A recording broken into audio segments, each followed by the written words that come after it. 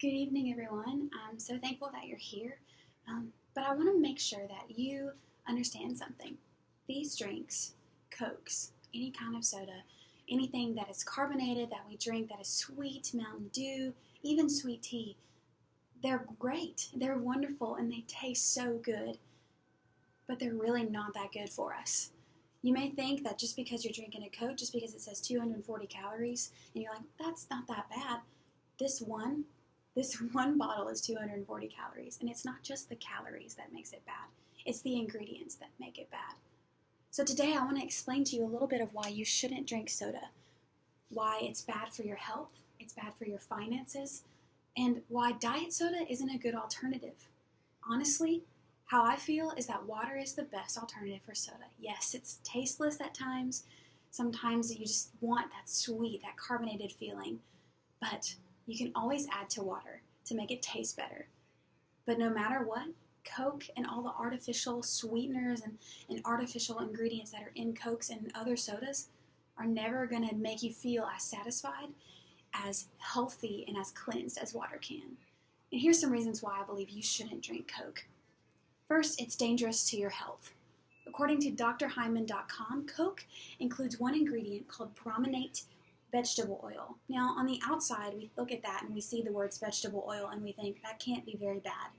But back in 1975, the FDA actually banned this oil, banned this ingredient, and it's one of the 4 on the completely banned list by the FDA.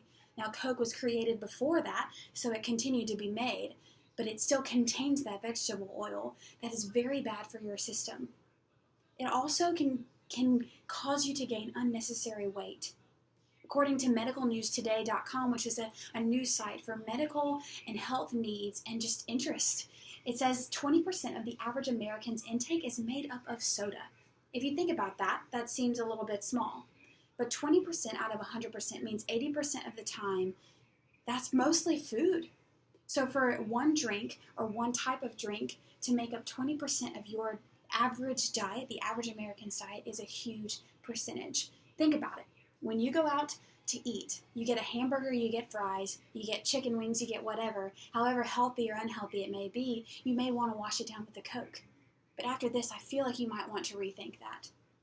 See, Coke has ingredients that are simple carbohydrates, otherwise known as simple sugars. These simple sugars can't really be broken down well inside the body. They're so fast, and they want to be broken down so fast and digested that they immediately cause the fat storage cells to just start lighting up and start storing all of those sugars that you just drank with a Coke. Despite the thought, you think, okay, it's just a Coke, I'm going to drink 1 a day. That's fine.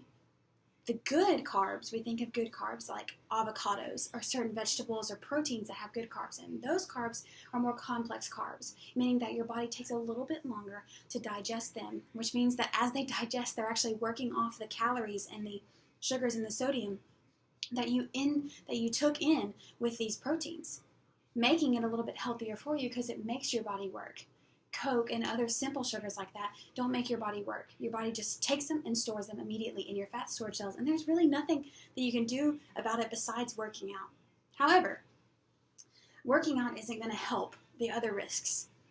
It may help for a small period of time, but an overconsumption of soda or even diet soda is going to affect your health later on. Having a large intake of soda can actually lead to heart disease.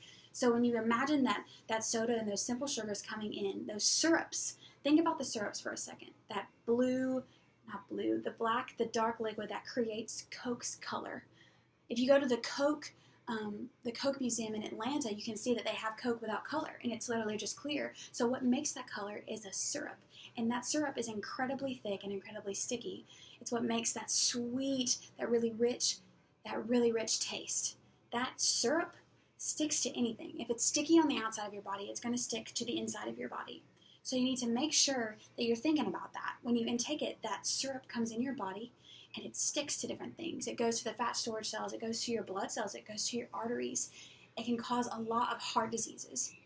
In fact, drhyman.com, a doctor who is outspoken about the many health risks of soda and other things that you shouldn't be consuming or being a part of your daily intake, says that drinking 1 soda a day can lead to 48% increase of metabolic syndrome, which is that fat storing immediate kind of syndrome that I've been talking about.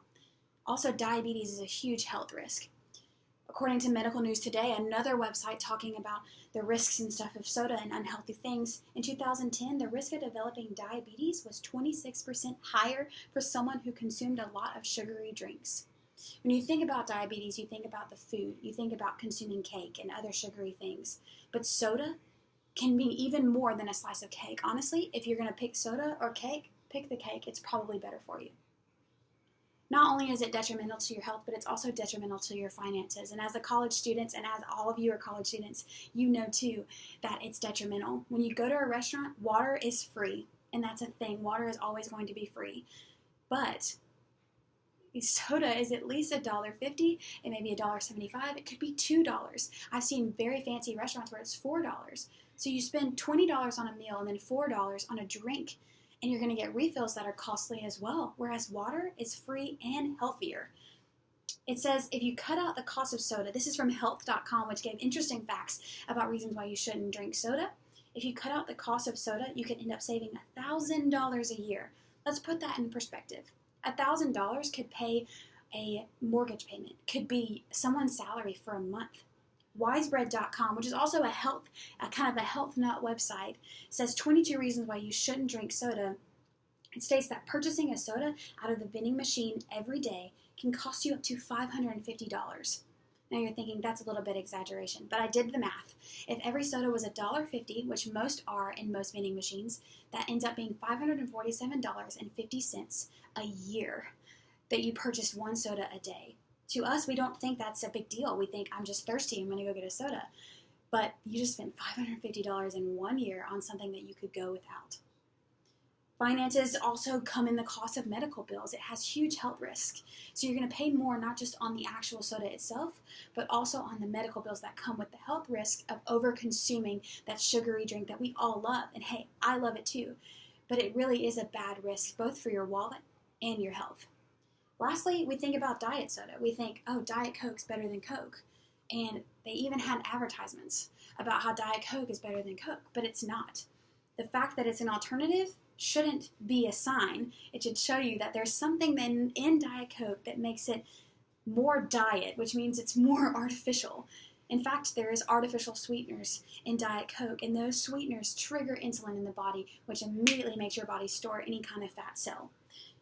This makes the body immediately go into fat storing mode, which ironically makes diet soda less healthy for you than regular soda. In my opinion, if you're going to drink a soda, go with diet over regular, because it's probably going to burn off in your system faster if you're a little bit more active. Diet soda is immediately going to trigger those fat storage cells and go straight to your hips.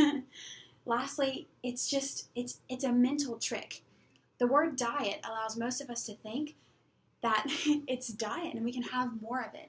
However, diet soda is really not that good for you, like I already stated, and the fact that you think that it's diet, you're going to consume more.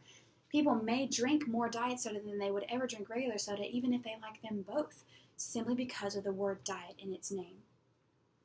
All in all, I really hope that you now look at this sugary drink in a different way. I hope that you see it as something that's not very good for you. Yes, it's tasty and it's good every once in a while, just like ice cream, just like cake, just pure sugar. But the other things besides this sugar and the carbs and the calories kind of play in to create this really bad health zone for your body. Your body needs to function on pure foods. Now, I'm not asking you to go become a rabbit and only eat vegetables and wheat and things that you can grow out of the ground. That's a wonderful diet and it'll do wonders for your body. But one easy thing that you can do to lose weight and create a more healthy body and a healthy system is to just cut out soda. Water is a better alternative, though not as tasty. It's much better for you and it's not going to break your wallet. Thank you.